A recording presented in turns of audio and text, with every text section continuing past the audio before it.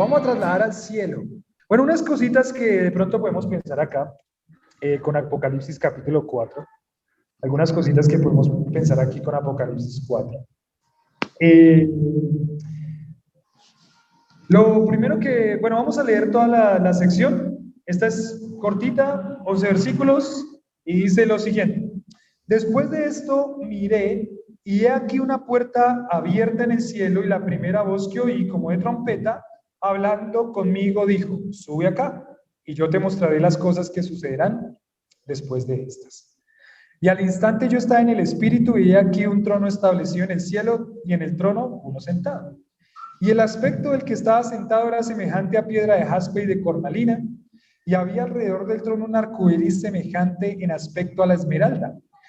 Alrededor del trono había 24 tronos, y vi sentados en los tronos a 24 ancianos, vestidos de ropas blancas con coronas de oro en sus cabezas. Y del trono salían relámpagos y truenos y voces, y delante del trono ardían 7 lámparas de fuego, las cuales son los 7 espíritus de Dios. Y delante del trono había como un mar de vidrio semejante al cristal, y junto al trono y alrededor del trono 4 seres vivientes llenos de ojos delante y detrás. El ser viviente era semejante a un león, el segundo era semejante a un becerro, el tercero tenía rostro como de hombre, y el cuarto era semejante a un águila volando. Y los 4 seres vivientes tenían cada uno 6 alas, alrededor y por dentro estaban llenos de ojos, no cesaban día y noche de decir, santo, santo, santo es el Señor Dios Todopoderoso, el que era, el que es y el que ha de venir.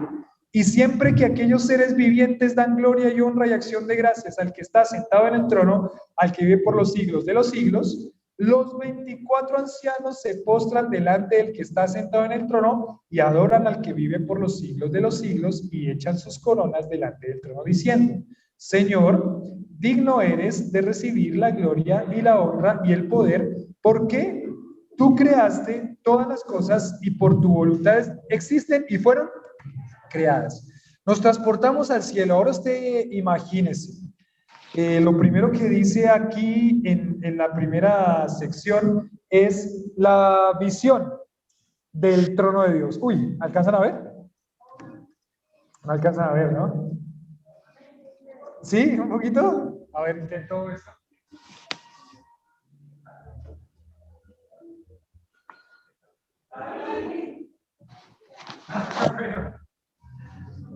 Bueno, ahí mejoró un poquito. Ahí mejoró un poquito. La visión del trono de Dios se transporta y se traslada todo hacia el trono de Dios. Y bueno, lo primero que aparece aquí en el libro y en la sección dice, después de esto miré, ¿después de qué? Después de todos los mensajes a las 7 iglesias, entonces el Señor va a hacer a Juan mirar algo. Y dice, después de esto miré, y hay una puerta abierta en el cielo, y la primera voz que oí, como de trompeta, hablando conmigo, dijo, ¿quién fue la primera voz que él oyó hablando como de trompeta? ¿Recuerdan? ¿Quién fue? ¿Quién fue el que él escuchó hablando con voz como de trompeta? Dios. A Jesucristo, ¿se acuerdan? Jesucristo dio toda una descripción de Jesucristo que él dijo, uy, escuché una voz como de trompeta, ¿y qué significa esa voz de trompeta? O como de trompeta. Que lo ponía alerta, porque para ellos las trompetas tenían significado. Cada vez que había un mensaje con trompeta, algo decía, como en el ejército, ¿sí o no? En el ejército suena la trompeta de una forma y está diciendo algo. Suena la trompeta quizá de otra forma, está diciendo algo. Si usted escucha, ¿qué significa eso? ¿Qué tiene que hacer? Levantarse, es el momento de levantarse. De pronto, si usted escucha otra trompeta, dijo, uy, llegaron los mariachis, ¿sí o no? Pero en este caso, la trompeta para una persona en este contexto era alerta. Algo va a pasar, viene un mensaje y hay que estar alerta a lo que se va a decir. ¿Y qué dice esa voz del que hablaba conmigo? ¿Le dijo? ¿Qué dice? ¿Qué dijo? Sube acá y yo te mostraré las cosas que sucederán después de estas. Recuerden el bosquejo de Apocalipsis, si quieren regresar ahí una hojita, capítulo 1, 19. capítulo 1, versículo 19, si quieren regresar ahí. En el capítulo 1, versículo 19, Juan nos está diciendo cuál es el bosquejo de Apocalipsis. En el 19 dice, escribe las cosas que ha visto, eso fue el capítulo 1, y las cosas que son, eso fue el capítulo 2 y 3 a las iglesias. Y ahora, después, ¿en qué se va a enfocar el libro? Y las que han de ser después de estas. Entonces, a partir de este momento, nos vamos a trasladar al futuro. ¿Alguna vez usted ha querido conocer el futuro? Sinceramente, ¿cuántos fueron a que les leyeran la mano? Mire, 1, 2, 3. Sinceramente, ¿cuántos fueron alguna vez a que le leyeran las cartas? 1, 2, 3, 4. Sinceramente, ¿quién fue a donde el indio amazónico y María Lionza? No, hasta allá no, tampoco tan exagerado. Pero pasa, ¿no? Pasa. ¿Cuántos fueron a donde un brujo a que les echara una pócima o algo así, o que tomara algún menjurje para que saber, ay, ¿qué va a pasar? ¿Por qué? Porque el corazón del ser humano siempre está queriendo ¿qué? Saber, ver lo que va a pasar, pero no puede. ¿Quién es el único que sabe eso? Dios. Y aquí Dios nos va a dar la tranquilidad. ¿Usted quiere saber el futuro real de verdad? Pues aquí empieza el futuro. ¿Listo? Ya no tiene que ir a que le lean ninguna mano, ni que le lean las arañas de aquí, como que le lean las arañas de acá, ni que le lean nada. Entonces, podemos ver en la Biblia, aquí empiezan las cosas que van a ser después de estas. Es interesante la expresión sube acá. No sabemos con certeza si Juan está viendo en una visión todo esto que está aconteciendo o si realmente fue transportado al cielo. No sabemos con certeza, seguramente él está viendo una visión, pero sí hay algo que es interesante. Miren, algunas personas, algunos intérpretes bíblicos piensan que la expresión sube acá se está refiriendo al arrebatamiento de la iglesia. Como acaba de venir de hablar de todas las iglesias, entonces esa expresión sube acá está diciendo, bueno, la iglesia, vámonos, pero no podríamos, es difícil interpretar eso de esa forma. El sube acá, ¿a quién se lo está diciendo?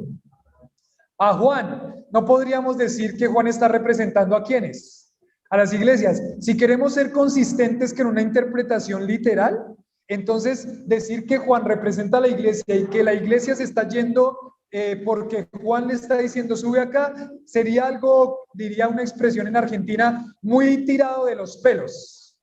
Entonces no puede ser, no podríamos definir, más bien interpretar que esa expresión sube acá es cuando pasa el rapto. Pero lo que sí es interesante son varias cosas. Lo primero que es interesante es que a partir de aquí la iglesia no se nombra. No más se nombra hasta el final de Apocalipsis capítulo 20. No se nombra más a la iglesia en todo lo que va a ser el periodo de tribulación y gran tribulación. La iglesia está donde ahora la encontramos en el cielo. De aquí en adelante, ¿a dónde se encuentra la iglesia? En el cielo. En la tierra no. No se encuentra la iglesia. ¿Qué significa eso? Aunque no está explícito en el libro de Apocalipsis y en este pasaje, lo que sí estamos convencidos es que la iglesia no está para esta parte en la tierra. Ahora la iglesia está ¿en dónde? En el cielo, frente al trono de Dios. Y ya vamos a ver por qué. Y lo vamos a probar. ¿Listo? A probar. Entonces la expresión sube acá no podemos decir que ahí en ese momento, cuando le dice a Juan eso es el arrebatamiento de la iglesia, pero sí el arrebatamiento tuvo que haber acontecido instantes antes de lo que empieza a pasar acá. Porque lo que empieza a pasar acá es un momento muy duro para toda la humanidad y para toda la tierra, y la iglesia no está. Dios ya le había dicho a la iglesia de Filadelfia, ¿recuerdan? Hemos visto en la iglesia de Filadelfia que los iba a sacar de la hora de la prueba que va a venir sobre el mundo entero. Entonces la tribulación es el periodo de prueba que va a venir sobre el mundo entero. La iglesia no se encuentra ahí. La iglesia la iglesia va a ser transportada, trasladada al cielo, va a ser arrebatada. Por eso hablamos del arrebatamiento de la iglesia, para no pasar por el periodo de la tribulación y la gran tribulación. Entonces sube acá. Yo te mostraré las cosas que sucederán después de estas. Eso del arrebatamiento de la iglesia es para pensarlo, para meditarlo, es algo que llama mucho la atención. Es algo que llama mucho la atención, lo que es el arrebatamiento de la iglesia. ¿Alguno ha visto películas sobre el arrebatamiento de la iglesia? ¿Alguna vez? Él se va a ser obsesionado por las películas del arrebatamiento de la iglesia. No sé si todavía, más o menos. Pero esas películas, pídanle a Sebas que les dé un buen nombre de una buena película del arrebatamiento de la iglesia. Obviamente hay que mirarla con mucho cuidado por de pronto detalles, pero ¿usted se imagina eso del arrebatamiento de la iglesia? El arrebatamiento de la iglesia, según la doctrina bíblica, es que en un momento el Señor va a agarrar a todos los que son creyentes y se los va a llevar a su iglesia. Y se los va a llevar. Se los lleva. Los agarra de un momento para otro y estamos aquí y en un segundo ya no estamos. ¿Usted puede pensar en todo lo que implica eso para toda la tierra? ¿Se imagina que estamos aquí reunidos el domingo y el Señor viene y nos rapta hoy? A los que son creyentes, ¿quién se queda? No levante la mano, por si acaso. ¿Quién se queda? El que no es hijo de Dios, el que no ha creído en Cristo como su Salvador, el que no ha puesto su confianza en el Salvador, se queda. Y de un momento a otro, ya no está mi mamá, ya no está mi papá, ya no está mi suegra, ya no estoy yo, espero. No, ya no estoy. ¿Quién se queda acá? Espero que haya traído para pagar el salón, porque se lo van a cobrar a usted si se quedó. Pero piensen todo lo que implica. Ustedes sabían que esto del arrebatamiento de la iglesia, esto no es una broma, no es un chiste, no es sacado de películas. Es más, hay un libro que les recomiendo que se llama Señales del fin de los tiempos de Raúl Ferrero, uno de los predicadores de BBN. Señales del fin de los tiempos. Él habla, él es un estudioso de todo lo que es la escatología bíblica, o sea, lo que pasa en el tiempo futuro, y él habla de cómo Satanás y el sistema mundo ha estado trabajando la mente de las personas. ¿Para qué? Para preparar a los seres humanos para la venida de extraterrestres. ¿Ustedes han visto películas de extraterrestres? Y por ejemplo, muchas de esas películas o documentales o series dicen que en un momento van a agarrar a seres humanos y se los van a llevar al espacio los extraterrestres para hacerles experimentos. He visto varias, 2, 3 películas que hablan sobre eso. No sé si ustedes han visto eso, pero ¿por qué? ¿Puede pensar por qué? Porque están preparando al ser humano y a la humanidad para un momento en el que muchas personas van a ser ¿qué? Trasladadas al otro mundo, digámoslo así. Y en ese ¿qué van a decir cuando pase el rapto? Los extraterrestres sí eran verdad, se robaron a todos los cristianos, se robaron a todos los cristianos y se los llevaron a hacer experimentos con sus cuerpos. Eso es lo que van a decir. Otra cosa, las películas de extraterrestres están preparando a la humanidad para una amenaza que viene desde el espacio. ¿Sí o no? ¿Alguno vio el Día de la Independencia con Bruce Willis? ¿Sí? Con Ben Affleck, Bruce Willis. ¿Sí? ¿Esa? ¿Sí la vieron? Armagedón. ¿Qué era? La amenaza que viene desde el espacio. ¿Y qué hay que hacer contra esa amenaza? Pues hay que combatirla, hay que pelear. ¿Quién es el que viene desde los cielos para reinar? Cristo. ¿Y qué va a hacer todos los que están alrededor que no creen en él? A pelear contra la amenaza que viene ¿de dónde? Desde el espacio. Entonces uno ve, mire, esto no es tan, parece un cuento de ciencia ficción, pero es la realidad de la Biblia y es tan realidad que este mundo Satanás lo tiene preparado para ese acontecimiento específico. Es muy interesante todo lo que viene a continuación de Apocalipsis, porque nos va a trasladar a la iglesia al cielo y lo que va a empezar a pasar en la tierra es muy difícil y muy doloroso.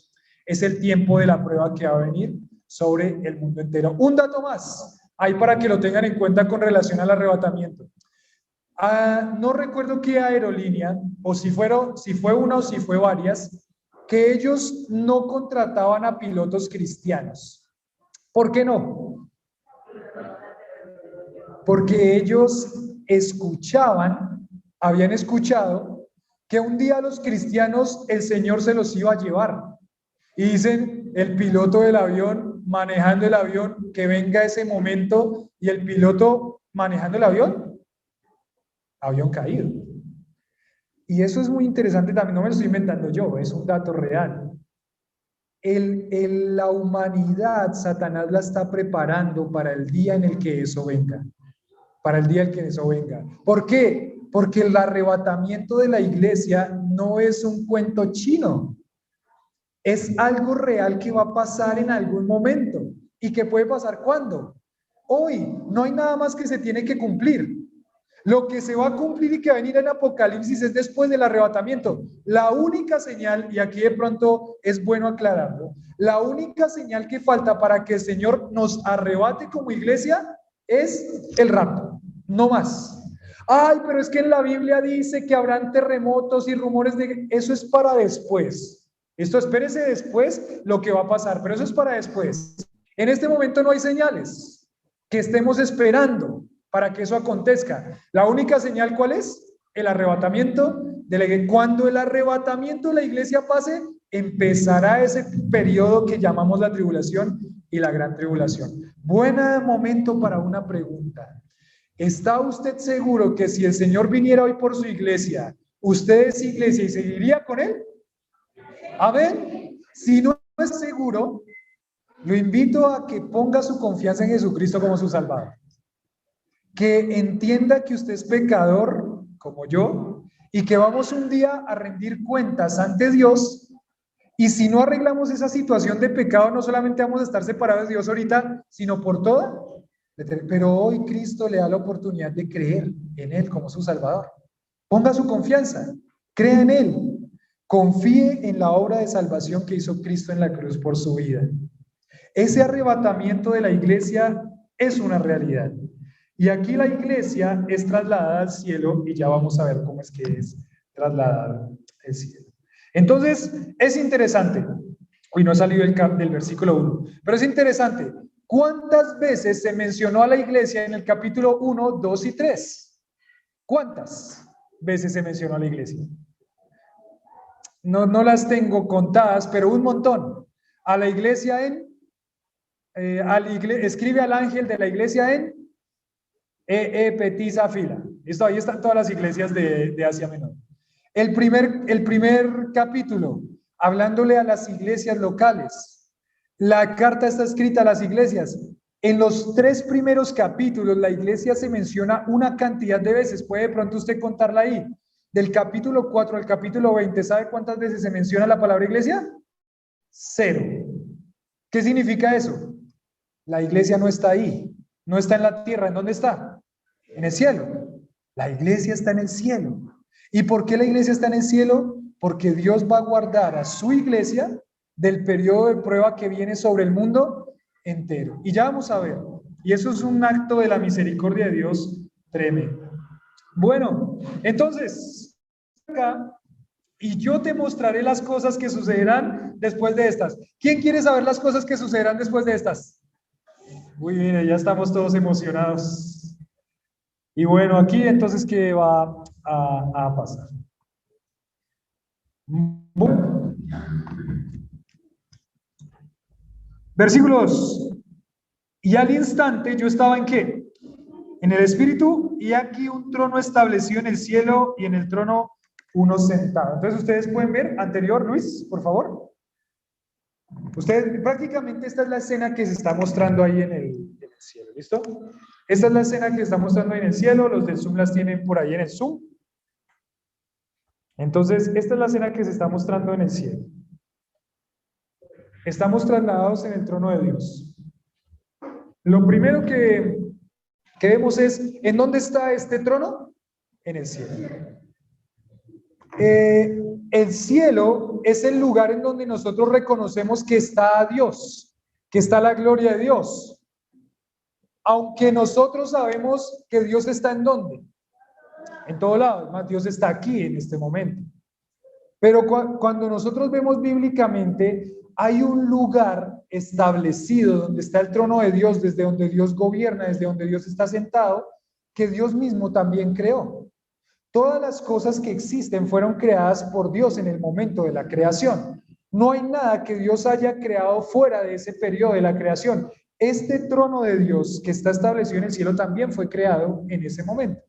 ¿Quién está ahí? Está Dios. Está el esplendor de Dios, está la gloria de Dios.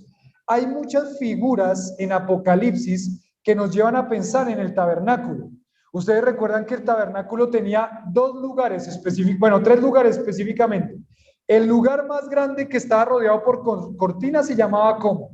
El atrio del tabernáculo.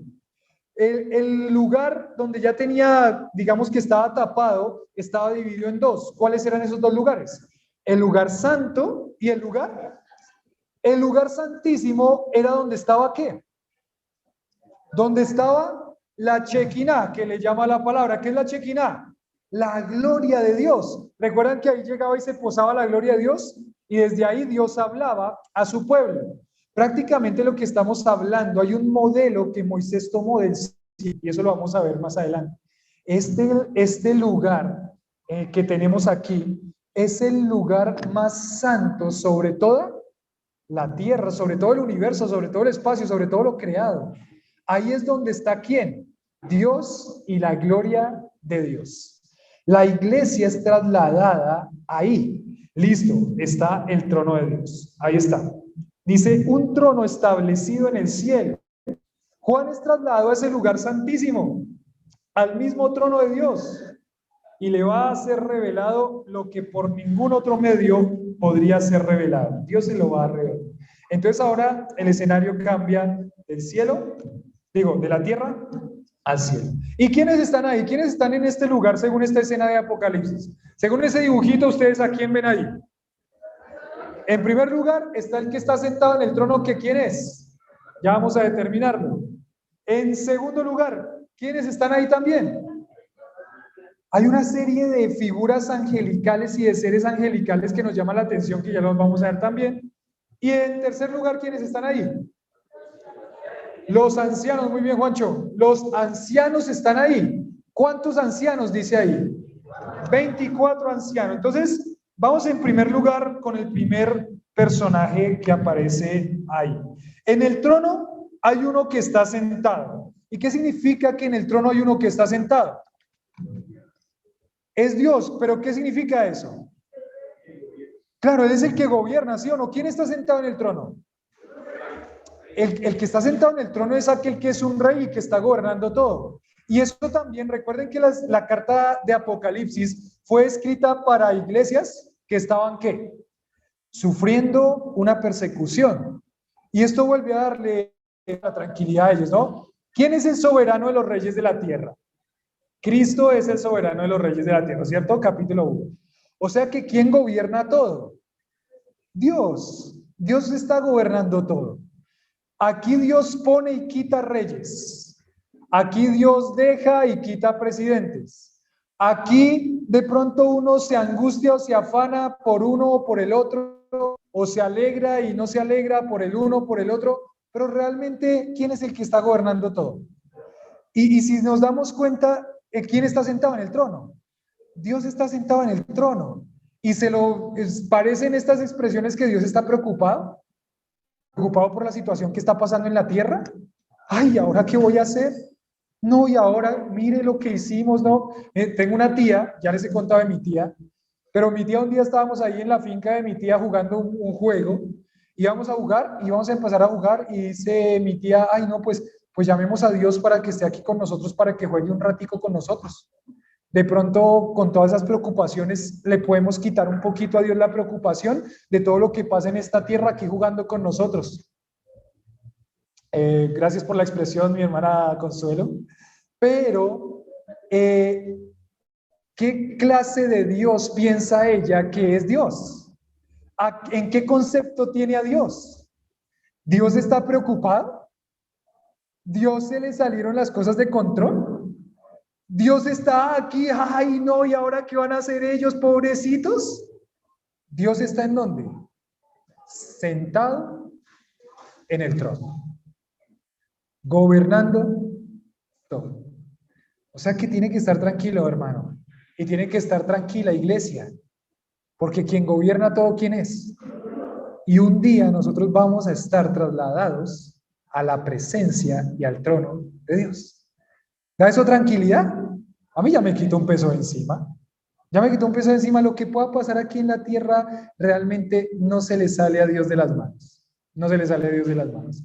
Entonces, si llegamos a pasar momentos difíciles, pues vamos a pasar momentos difíciles, pero ¿quién está al control y al dominio de eso? Dios. ¿Pasa situaciones difíciles usted ahorita en su vida? Tranquilo que a Dios no se le salió de las manos. Dios tiene todo bajo control. Confíe en ese Dios. Ese es el Dios de la Biblia. Ese es el Dios que gobierna todo. No es el que tenemos que invitar a jugar parques para que se distraiga un poquito y se olvide de los problemas. Ese no es. Ese no sé qué Dios es, pero no hay otro Dios fuera de Dios. O sea que es un Dios falso que me inventé en mi mente. Este Dios es aquel que gobierna todo, que controla todo. Es tremendo. Eso da mucha tranquilidad a la iglesia y al creyente. Entonces, dice el trono y un trono establecido en el cielo y en el trono uno sentado. ¿Quién es el que está sentado en el trono? Versículo 3. Y dice el versículo 3. Y el aspecto del que estaba sentado, ¿qué dice? Era semejante a piedra de jaspe y de cornalina. Semejante. Aquí hay figuras de comparación. En las figuras de lenguaje, gramaticalmente, lo que está haciendo Juan es, se me parece ¿a qué se le parece? A piedra de jaspe. Aquí la única que tiene conocimiento de las piedras preciosas es mi hermana Teresa, que es la que trabaja con oro de 24, de 56 y de 72 quilates. No es de ella, pero ella lo trabaja. Entonces, él era semejante. ¿Por qué? Porque Juan de pronto conocía estas piedras y decía, mire, lo que está pasando allá en ese cielo brilla tanto como ¿qué?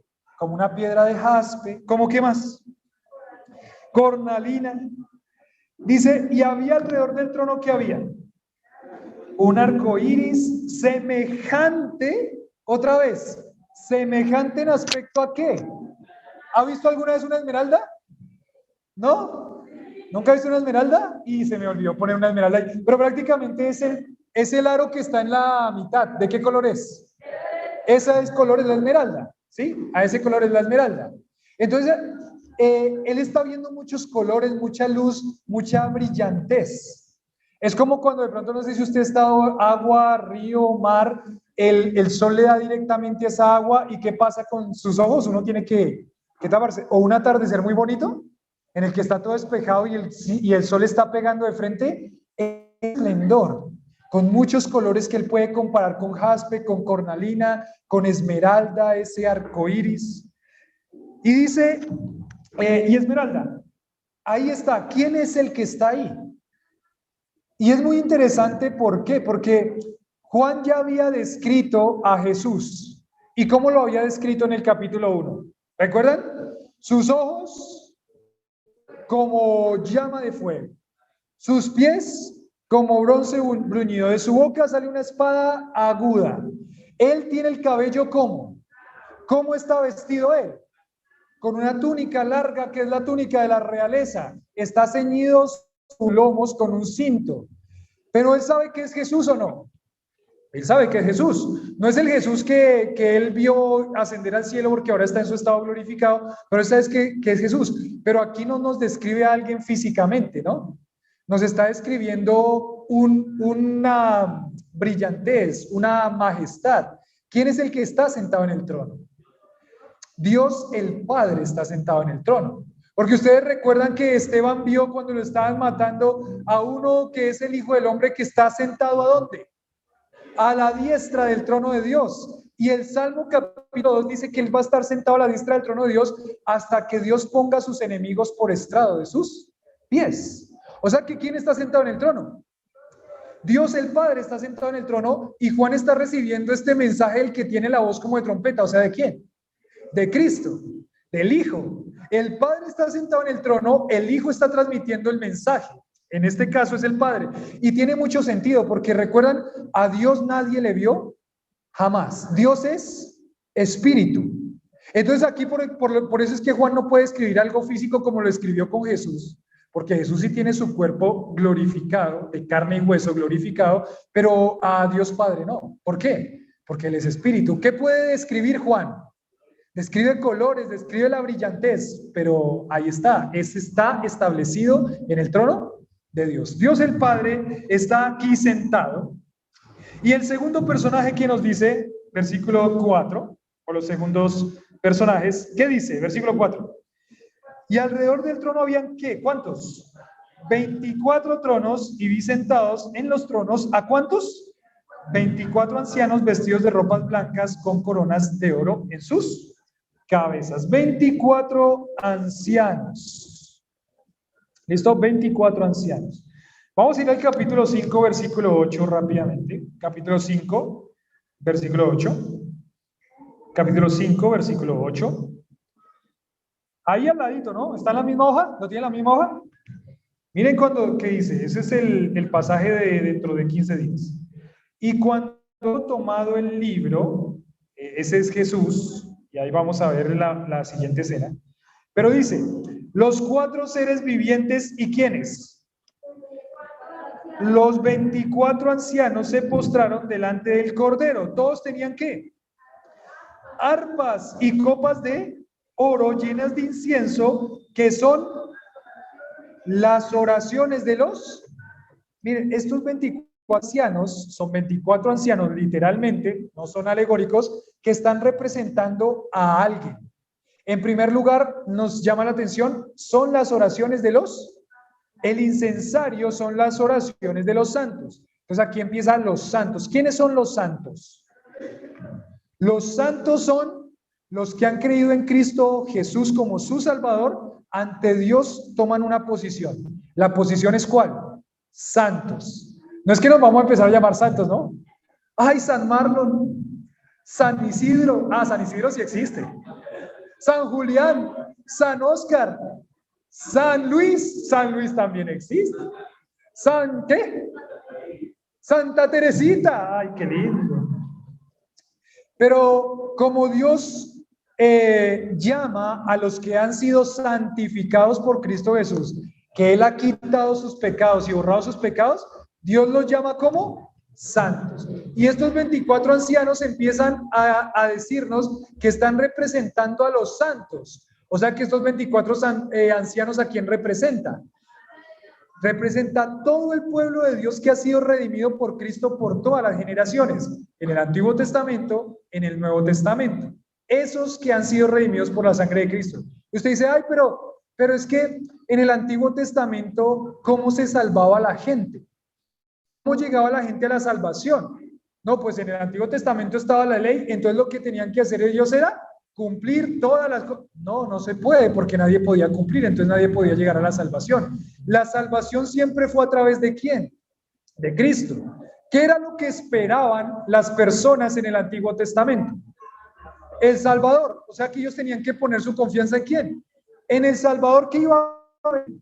Cuando ellos ponían su confianza en el Salvador que iba a venir, eran salvos. Recuerden que la ley solamente era una serie de normas que estaban mostrando la santidad de Dios y que nosotros no podemos, ¿qué? Alcanzar esa santidad. ¿Alguno de ustedes ha cumplido los 10 mandamientos? ¿Uno lo va a cumplir? ¿A perfección? No, siempre en algún momento algo va a fallar, ¿cierto? Ay, otra vez volví y dije esa mentira. Ay, otra vez codicié el carro de mi hermano. Ay, otra vez deshonré a mi papá y eso que vengo del campamento. Y yo pensé que ya venía santificado y levitando, volando, y a la primera que mi papá me dijo, papito, haga esto, ¡ah! Deshonré a mi papá y a mi mamá.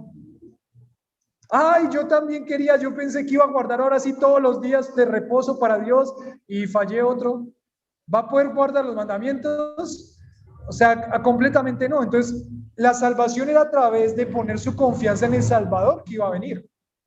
Cuando esa persona en el Antiguo Testamento ponía la confianza en ese Salvador que iba a venir, prometido desde Génesis capítulo 3, que fue cuando el ser humano cayó, esa persona era salva. Y esa es la persona que está aquí en el cielo.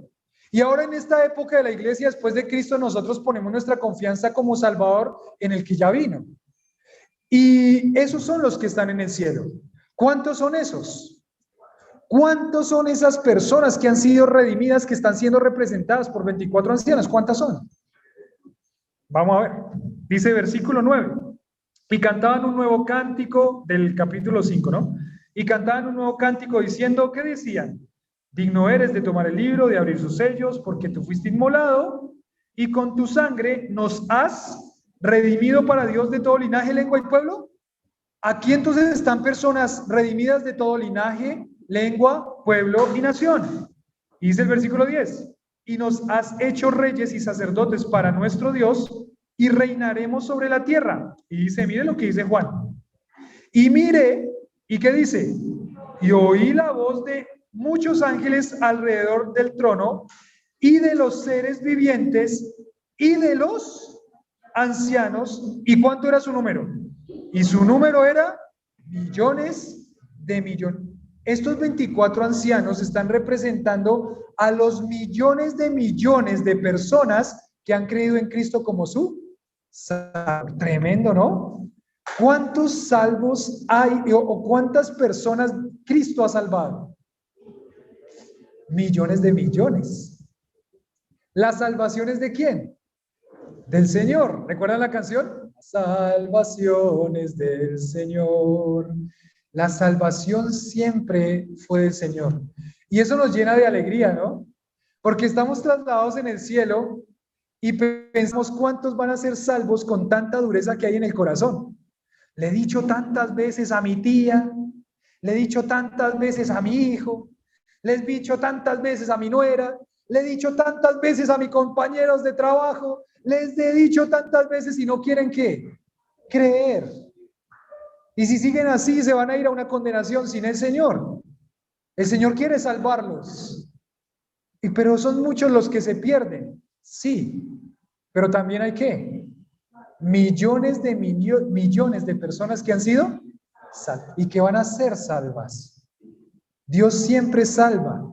En medio del caos en el que se vivió antes, en medio del caos en el que vivimos ahora y en medio del caos que se va a empezar a vivir desde ahora en adelante en Apocalipsis, la salvación es del Señor. Millones de millones. Es decir, que en esa escena en el cielo, en el trono de Dios, usted está ahí. Y yo también. ¿Y qué hacemos? Bueno, estamos aquí determinando primero los 24 ancianos representan. ¿Y qué más nos da indicios de que representan a los redimidos de todas las edades, tanto el Antiguo como el Nuevo Testamento? Es que al final de Apocalipsis, también en la ciudad celestial, en la nueva ciudad celestial que vamos a ver en algún momento, yo creo que en un año más o menos, en la nueva ciudad celestial que hay ahí, hay 12 puertas y hay 12 cimientos. Las 12 puertas dice que son los nombres, tienen nombres, y las 12 puertas son los nombres de las 12 tribus de Israel. ¿A quiénes representan esas tribus de Israel? Al pueblo de Dios en el Antiguo Testamento. Y los 12 cimientos son los 12 apóstoles del Señor. ¿Quiénes son los 12 apóstoles? ¿A quién representan? A la iglesia. Iglesia, pueblo de Israel, diferentes, pero en la eternidad unidos como todos los redimidos por la sangre del Cordero. Aquí están representando 24 ancianos a los millones y millones de personas salvas que ya no está la tierra, la iglesia, aquí en la tierra, en el cielo. Mi hermano, ahí va a estar usted. Amén. ¿Está seguro que ahí va a estar? Si no, entregue su vida a Cristo y pídale al Señor que lo salve, porque Él quiere una eternidad junto a usted. Y dice alrededor del trono 24 ancianos. 24 tronos, y vi sentados en los tronos, capítulo 4, versículo 4, vi sentados en los tronos a 24 ancianos, ¿vestidos de qué? De ropas blancas y con coronas de oro en sus cabezas. Entonces otra vez volvemos al dibujito aquí, nos traslada al cielo, está Dios, su fulgor, el Padre, está también los 24 ancianos, ¿y qué tienen en sus cabezas? Coronas de oro en sus cabezas. ¿Qué tiene usted en su cabeza? En el cielo, mi hermana Marta, ya dejemos de pensar en esta tierra, vámonos al cielo, ahora sí. En el cielo y en esta escena, ¿qué tiene usted en su cabeza? Hay una verdad y una doctrina bíblica que se llama el tribunal de Cristo. En el tribunal de Cristo, cada creyente va a recibir recompensas por cómo hizo la obra de Dios, para Dios. No dice que va a ser juzgado por sus obras, porque usted ya no va a ser juzgado nunca más por sus obras, por Dios, porque ya Cristo perdonó todos sus pecados. Pero sí va a ser juzgado las intenciones de su corazón, de cómo usted sirvió al Señor, con qué intención lo hizo. Y por esa intención buena, ahí es donde dice madera, heno, hojarasca o plata, piedras preciosas, oro, plata, piedras preciosas, según si pasa por la prueba, usted va a tener recompensas de cómo sirvió al Señor. ¿Y cuáles son esas recompensas? Coronas. Coronas. La corona es una cosa impresionante. Para nosotros una corona ya no vale nada, no nos interesa una corona. ¿Usted se imagina que usted saliera de aquí con una corona? ¿Sí? ¿Ya se imaginó toda la gente burlándose de usted? Sí, ¿cierto? Lo máximo que tenemos coronas valiosas es en Burger King. En Burger King le dan un montón de coronas que usted se puede llevar. Pero para ese momento las coronas, en esa parte y en ese contexto de la historia, las coronas eran valiosísimas. Es más, ahorita no se valoran nada que los reyes de España, por ejemplo, los que todavía tienen reyes, los reyes de España, los reyes de Inglaterra, uno dice, uy, el rey de España, y los niños esperan ahí en la televisión cuando salga el rey y dicen, ¿quién es el rey? ¿Por qué? Porque ya ellos piensan en un rey con su vestidura, con su corona, con su cetro, con su alfombra roja, y sale el rey de España vestido con un traje elegante y sigue, ¿no? Las coronas en este momento no importaban, no importan mucho, pero para ese momento las coronas eran valiosísimas. Es más, hasta una corona de laureles para ellos era muy valiosa. ¿Recuerdan las Olimpiadas, no? Los Juegos Olímpicos. En ese momento estaban los Juegos Olímpicos. Se habían creado más o menos al 200 antes de Cristo, o sea que en este momento ya iban como 300 años de hacer Juegos Olímpicos, pero esos competidores de los Juegos Olímpicos competían por ¿cuál premio? Ahora en este momento se les da un montón de plata. Los que ganan las Olimpiadas, esa medalla que les dan ahí, es una medalla de oro y de plata y de bronce, es una cosa costosa. Y ahora les dan recompensas, les dan un montón de plata por si ganan algo. Pero en ese momento ellos no luchaban o competían por dinero. Ellos competían por el honor y les daban ¿qué? Una corona, pero no de oro, ¿no? Les daban una corona de laurel. ¿Cuánto dura una corona de laurel? O sea, es como si usted agarra la mata de su casa y hace una corona y se la pone a su hijo, a su esposo. ¿Cuánto tiempo le dura eso? 8 días, si acaso. Ellos competían por eso. Pero ¿saben cuál era también la motivación? La motivación es tremenda. Ellos competían porque después de una ceremonia, y en la ceremonia ellos podían dedicar esas coronas y echárselas a los dioses de ellos. O sea, ellos competían por el honor y por el privilegio de agarrar su corona y echársela ¿a quién? Al dios pagano. ¿Y por eso todo el esfuerzo? Sí. ¿Y por eso toda la abstención? Porque el atleta tiene que tener un montón de cosas. ¿Y para qué? Para anhelar echarle la corona de oro a un Dios falso. Uy, tremendo, ¿no? Pero mire lo que va pasando con el creyente. El creyente va a tener sus coronas en el cielo y seguramente va a tener sus coronas. Algunos, dice 1 Corintios, van a pasar y la iglesia va a ser probada y va a pasar como por fuego. ¿Qué significa como por fuego? Como por fuego significa solamente se le van a ver las basecitas, Cristo, y no van a tener nada más, nada que ofrecerle al Señor. Pero muchos creyentes y la iglesia va a tener el privilegio de tener esas coronas por la intención con la que sirvió al Señor, pero ¿qué va a pasar con esas coronas? No se lo pierda a continuación. Dice, y coronas de oro en sus cabezas, todos los creyentes redimidos por la sangre del Cordero. Versículo 5, ¿y qué dice el versículo 5? Y del trono que salían relámpagos y qué más, y truenos y voces, y delante del trono ardían 7 lámparas de fuego, las cuales son los 7 espíritus. ¿Recuerdan que ya determinamos los 7 espíritus de Dios a quién están representando? Al Espíritu Santo, al Espíritu Santo. Entonces ahí están, el Padre, el Hijo y ¿quién más? El Espíritu Santo. Y dice, imagínense la escena, ¿no? Aquí en esta escena no se alcanza a ver completamente, pero mientras que está ahí toda esta escena, ¿qué hay? hay relámpagos, hay truenos. Ahí, y eso nos traslada, ¿recuerdan un acontecimiento bíblico en el Antiguo Testamento donde Dios descendió y habían relámpagos, truenos, el monte estaba quemándose? ¿Recuerdan? Moisés en el monte Sinaí. Porque ¿quién estaba ahí? Estaba Dios. Y Dios, es más, Dios le dice a ellos, tienen que purificarse. ¿Listo? Todo el pueblo tiene que purificarse, porque yo voy a descender. Y si alguien no se ha purificado, el que medio se arrime a la santidad de Dios, ¿qué va a pasar con él? Va a caer muerto.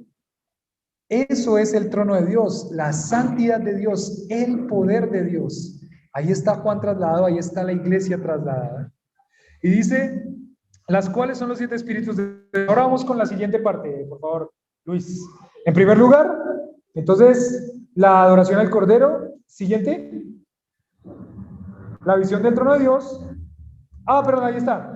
La visión del trono de Dios. Y en segundo lugar, una acción continua de adoración. Del versículo 6 al versículo 11, una acción continua de adoración. Dice, versículo 6, y delante del trono había como un de vidrio semejante a ¿qué? Al cristal. Un mar de vidrio que salía del trono, delante del trono, junto al trono y alrededor del trono.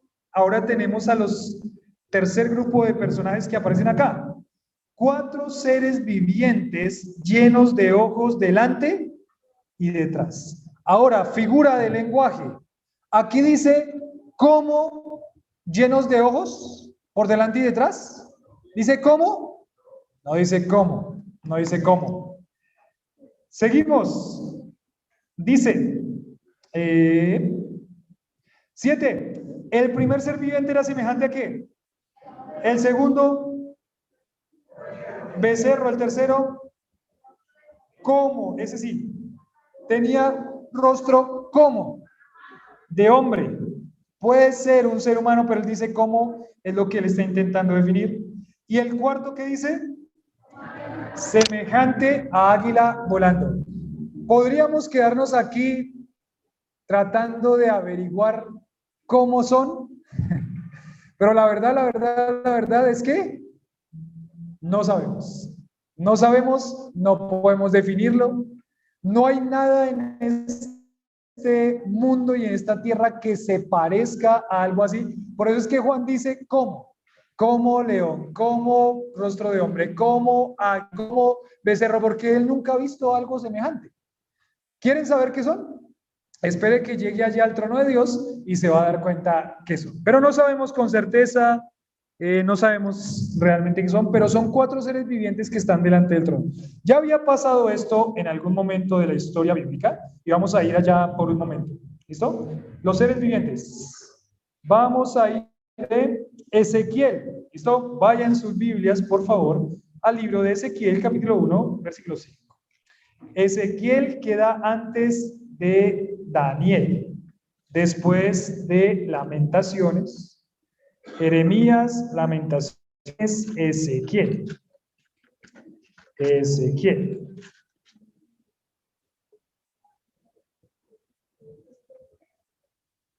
Ezequiel capítulo 1.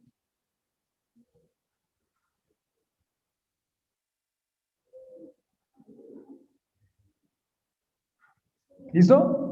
Ezequiel capítulo 1, versículo 4 dice, y miré, y aquí venía del norte un viento tempestuoso, una gran nube con un fuego envolvente, alrededor de él un resplandor, y en medio del fuego algo que parecía como bronce refulgente, en medio de ella la figura de ¿qué? 4 seres vivientes, y esta era su apariencia, había en ellos semejanza de hombre, algo de hombre tenían, decían, pero cada uno tenía 4 caras y 4 alas, y los pies de ellos eran derechos, la planta de sus pies como planta de pie de hierro, ya de manera de bronce muy bruñido, debajo de sus alas, a sus 4 lados tenían manos de hombre, y sus caras, sus alas por los 4 lados, con alas se juntaban el uno al otro, no se volvían cuando andaban, sino que cada uno caminaba de derecho hacia adelante. El aspecto de sus caras era cara de hombre, cara de león al lado derecho, de los 4, cara de buey a la izquierda, y había asimismo, habían los 4 cara de águila, así eran sus caras, tenían sus alas extendidas por encima, cada uno 2, las cuales se juntaban, las otras 2 cubrían sus cuerpos, cada uno caminaba derecho hacia adelante, hacia donde el espíritu les movía que anduviesen, andaban y cuando andaban, no se volvían. Ahí está prácticamente la misma escena. ¿En dónde está esta escena? Otra vez el trono de Dios. 4 seres vivientes en el trono de Dios. Ahí también está el espíritu. Isaías, capítulo 6. Isaías, Jeremías, antecitos. Isaías, Jeremías, 4 libros atrás, creo. Isaías, capítulo 6. Isaías, capítulo 6. Isaías también vio una visión. Ezequiel vio la visión, Isaías vio la visión, Juan vio la visión, y en Isaías, capítulo 6, dice lo siguiente. ¿Cómo van mis hermanos del Zoom? ¿Van bien mis hermanos del Zoom? Muy bien, excelente. Isaías capítulo 6 dice lo siguiente. ¿Ya llegaron ahí? Isaías 6, 1, ¿listo? En el año que murió el rey Usías, vi yo al Señor sentado sobre ¿qué? Sobre un trono alto y sublime, y sus faldas llenaban el templo. Por encima de él habían serafines.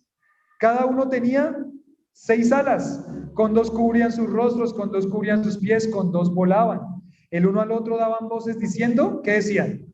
Santo, santo, santo, Jehová de los ejércitos, toda la tierra está llena de su gloria. Y los quiciales de las puertas se estremecieron con la voz del que clamaba, y la casa se llenó de humo.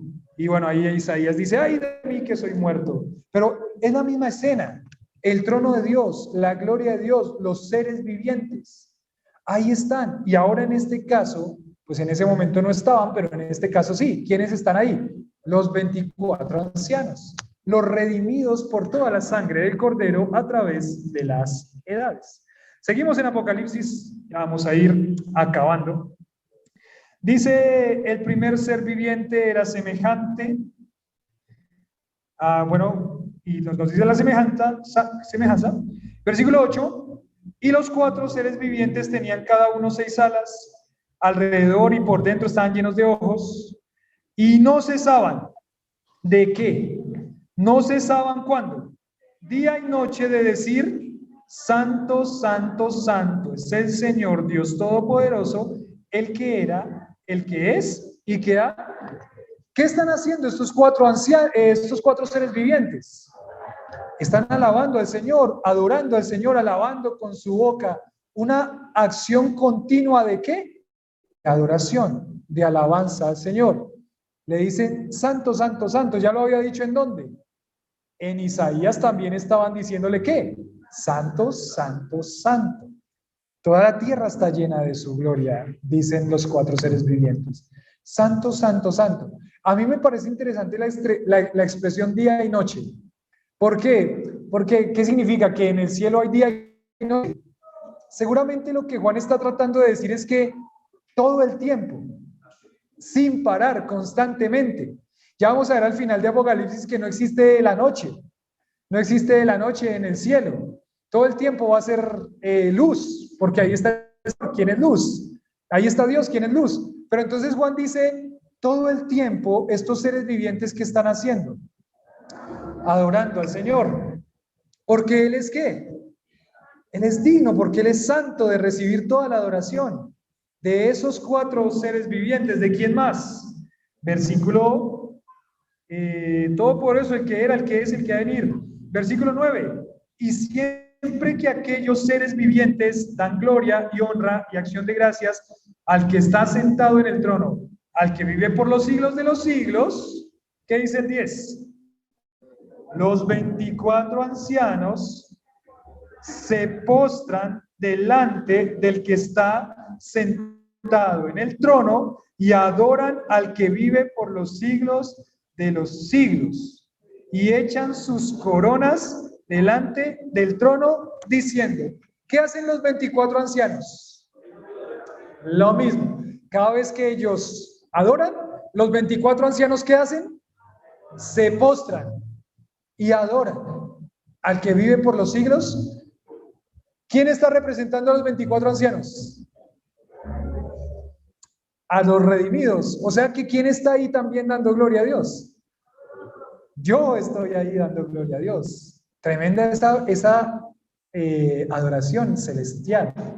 Usted está ahí postrado ante su Dios, ante nuestro Dios, adorándolo y alabándolo porque lo que Él hizo, por lo que Él ha hecho, por lo que Él es. ¿Por cuánto tiempo? Para siempre.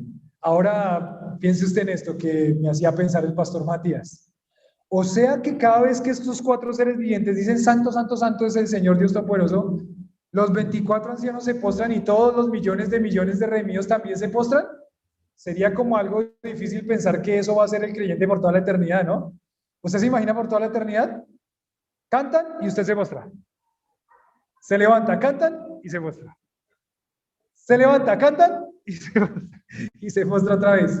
Bueno, ya vamos a ver qué van a hacer los creyentes por la eternidad. Eso, ya vamos a ver. Pero lo que sí sabemos es que vamos a estar adorando al Señor por toda la eternidad. Eternidad. Y es lo que Él quiere con el corazón de su iglesia y del creyente hoy. ¿Qué desea Dios? ¿Qué merece Dios? ¿Qué le inquieta a Dios? Adorarlo, alabarlo con su vida. Aquí cantaban sus expresiones de alabanza, adoraban a Dios, engrandecían a Dios con sus vidas. Dice que ellos estaban vestidos de vestiduras blancas, porque ¿qué representan las vestiduras blancas?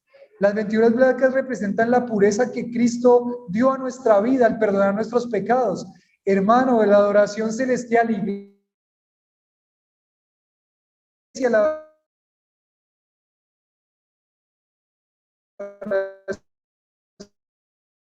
celestial, vivir vidas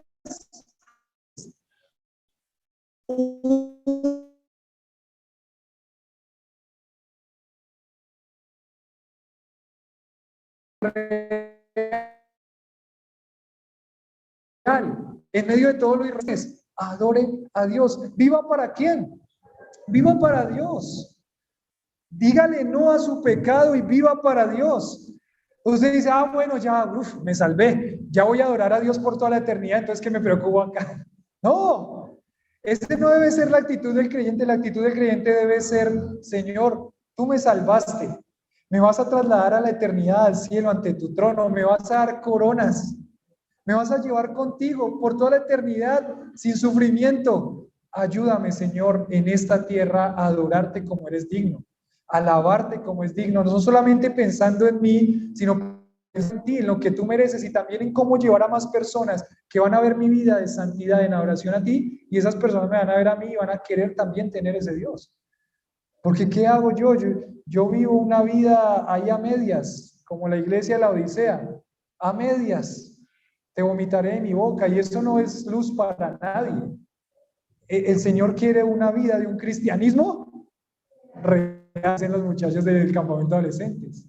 El Señor quiere una vida real y esa vida real le va a dar gloria a Él. Es más, esa vida real no por mí, pero esa vida real lo que va a hacer es que yo tenga más recompensas para Dios y que esas recompensas, con esas recompensas que haga. No es para, con esa recompensa de esas coronas de oro, voy a ir donde la hermana Teresa. ¿A cómo está el oro, mi hermana Teresa? ¿Cómo? ¿Trabajar a 220 qué?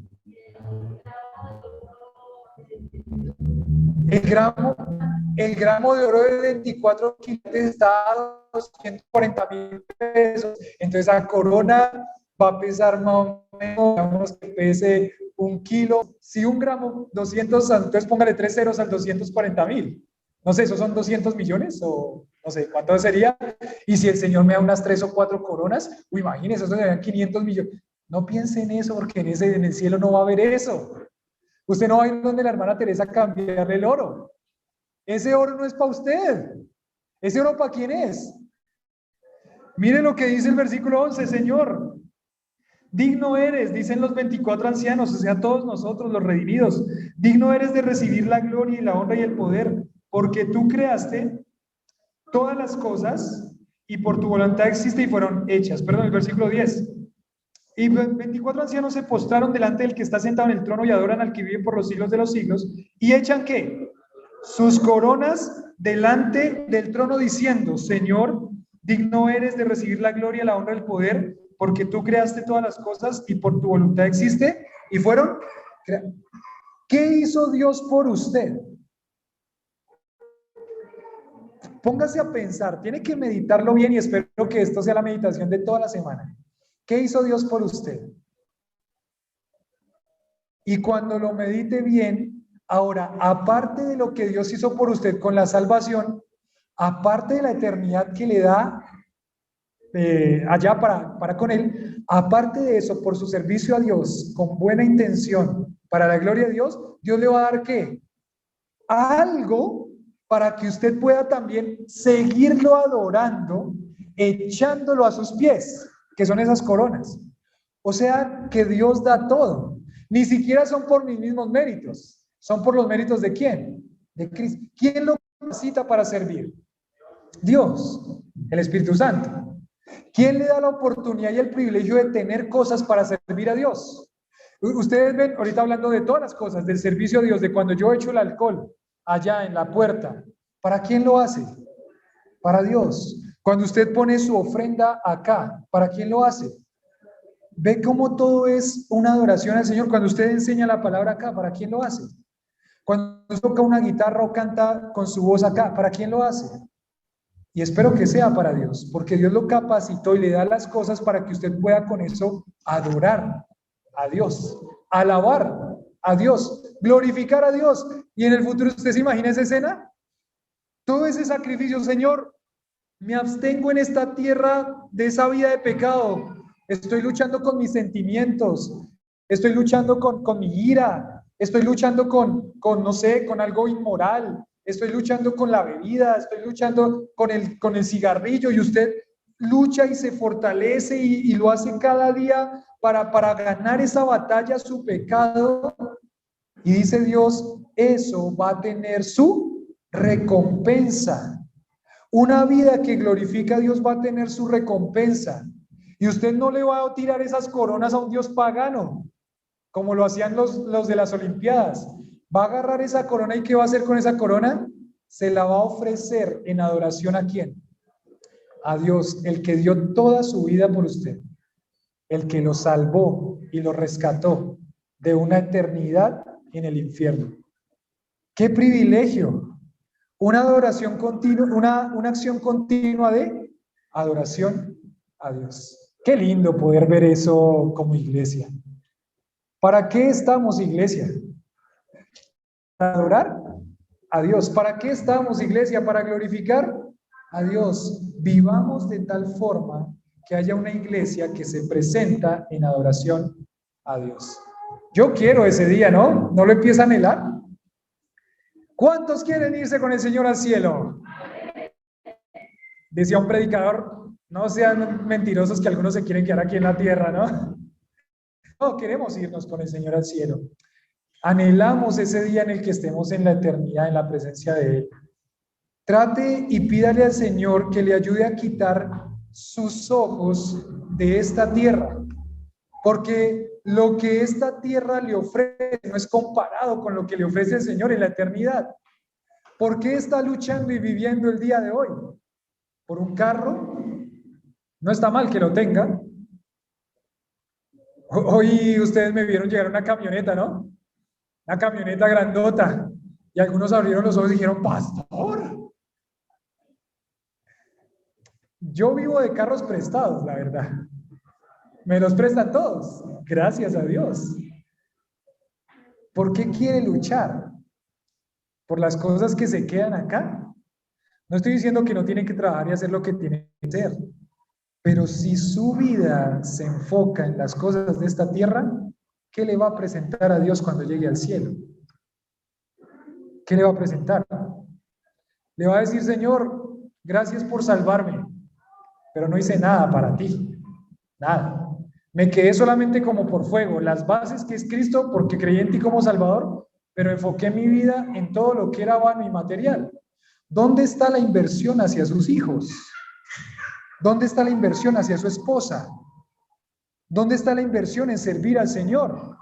Miren, yo les digo, tenemos que tener una reunión con los padres de los acampantes. Ya la tuvieron el jueves, ¿no? Estuvieron ahí el jueves en la noche con el pastor Héctor y el pastor Marco, pero la preocupación que tenemos es grande. ¿Y cuál es la preocupación? Que hay muchos padres que no están enfocando su vida en un trabajo hacia sus hijos.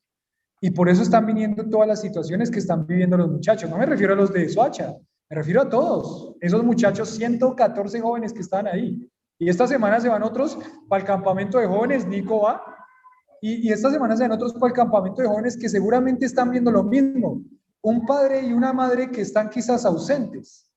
Un padre y una madre que no están haciendo el trabajo. Un padre y una madre que dice, yo llevo la plata.